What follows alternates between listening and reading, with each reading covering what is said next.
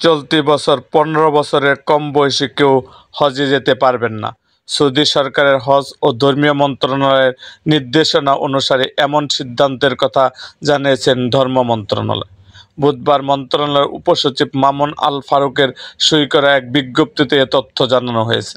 এতে বলা হয়, সৌদি আরব হজ ও উমরা মন্ত্রণালয় শিশুদের সুস্থতা ও নিরাপত্তার বিষয় বিবেচনা করে 2025 সালে হজ মৌসুমে পবিত্র হজ পালনে আগ্রহীদের সর্বনিম্ন বয়সসীমা 15 বছর নির্ধারণ করেছে, যা হজযাত্রীর পাসপোর্টের জন্ম তারিখ থেকে ধরা হবে।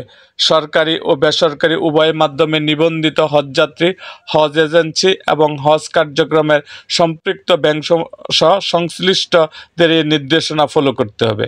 15 বছর বয়সী নিবন্ধিত শিশু হজযাত্রীও প্রযোজ্য ক্ষেত্রে শিশু হজযাত্রীর সঙ্গে যাওয়া অভিভাবক হজযাত্রীর পরিবর্তে পাক নিবন্ধিত হজযাত্রী প্রতিস্থাপন করা যাবে।